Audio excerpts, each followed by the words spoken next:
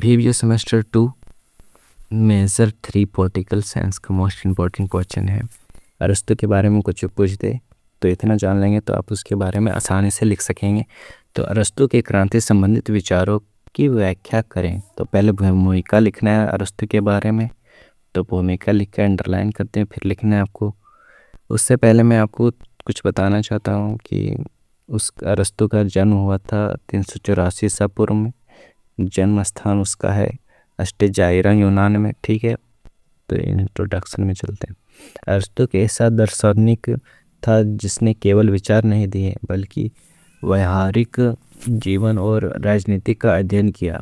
उसने यह बताया कि राज्य कैसे चलता है, राज्य को कैसे चलाया जा सकता है, सरकार कैसी होनी चाहिए और समाज को अस्थिर कैसे रखा जा सकता है। और उसना लिखने के बाद आपको यहाँ पे लिख लेना है पहला पॉइंट, क्रांति का अर्थ अरस्तू के अनुसार। क्रांति का क्या अर्थ है अरस्तू के अनुसार वो देख लेते हैं। क्रांति का अर्थ है केवल शासक बदलना नहीं। क्रांति का अर्थ केवल शासक बदलना नहीं बल्कि शासन व्यवस्था, संविधान में परिवर्तन या सत्ता किन लोगों के हाथ में है इसमें बदलाव। मतलब यहाँ कहा गया कि क्रांति का मतलब केवल शासक बदलना नहीं है, राजा बदलना नहीं है, PM बदलना नहीं है, बल्कि संविधान में परिवर्तन लाना ही क्रांति का अर्थ है। संविधान में परिवर्तन लाने के लिए ही क्रांति लोग करते हैं, यही यहाँ पे लिखा गया, यानी सत्ता और व्यवस्था में परिवर्तन इक्वल टू क्रांति। ठीक है, तो उतना लिखने के बाद आपको दूसरा पॉइंट लिखना है आपको क्रांति का कारण। क्रांति का अर्थ समझ के आप क्रांति का कारण समझेंगे। तो क्रांति के 5 कारण मैंने लिखे हैं। तो पहला है असमानता। असमानता मतलब आपको समझ में आ रहा होगा कि असमानता क्या होता है। जी हाँ, आप सही समझ रहे हैं, समान लोगों के बीच असमान फैलाना। तो यही यहाँ लिखा है। तो असमानता में क्या लिखना है आपको, अरस्तू के अनुसार क्रांति का मुख्य कारण असमानता है। अरस्तू के अनुसार ये मुख्य कारण है असमानता, जो गरीब और अमीर के बीच में असमानता फैलाना, समान लोग के साथ असमान व्यवहार होता है या अमीर गरीब का अंतर बढ़ जाता है, जिसके बाद लोग असंतुष्ट होकर विद्रोह कर देते हैं और क्रांति हो जाती है। यही अरस्तू के अनुसार है। और दूसरा है यहाँ पे अन्याय की भावना। ये सब नॉर्मल पॉइंट है, आपको याद हो जाएगा। अन्याय की भावना, जब नागरिकों को लगता है कि उन्हें उनका अधिकार नहीं मिल रहा, कानून निष्पक्ष नहीं है, कानून उसके प्रति कार्रवाई नहीं करती है, तब क्रांति जन्म लेती है। ठीक है,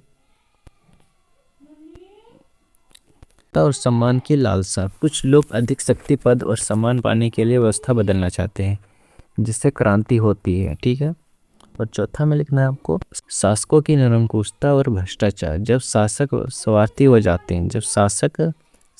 हो जाते हैं, सारा पैसा अपने ऊपर खर्च करते हैं और जनता पर ध्यान नहीं देते हैं और कानून का उल्लंघन करते हैं, जनता की भलाई नहीं करते हैं, तब जनता उनके खिलाफ क्रांति कर देती है।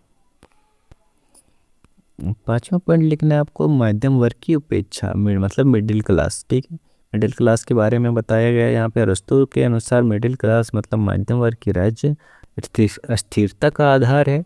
यदि मध्यम वर्ग कमजोर हो जाए तो अमीर अत्याचारी बनते हैं, गरीब विद्रोही हो जाते हैं, इससे क्रांति होती है। ठीक है, और तीसरा पॉइंट है हमारा यहाँ पे विभिन्न शासन प्रणालियों में क्रांति।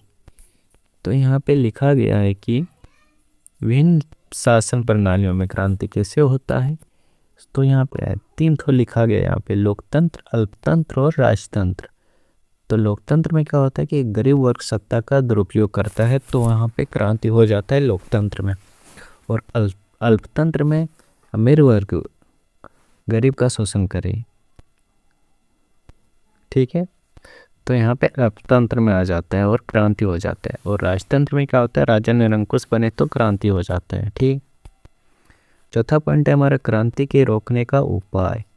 क्रांति को कैसे रोका जा सकता है और अरस्तू ने क्या कहा था, आइए चल के देखते हैं।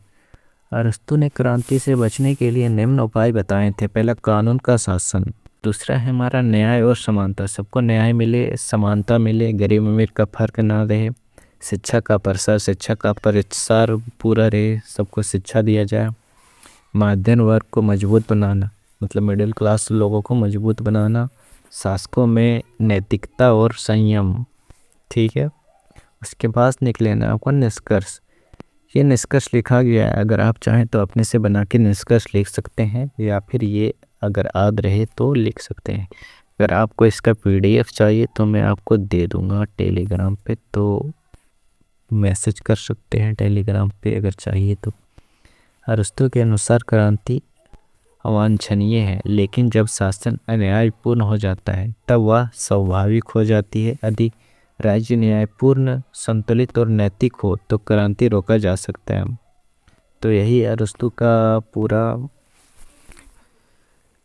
व्याख्या। आशा करता हूँ आपको समझ में आ गया होगा।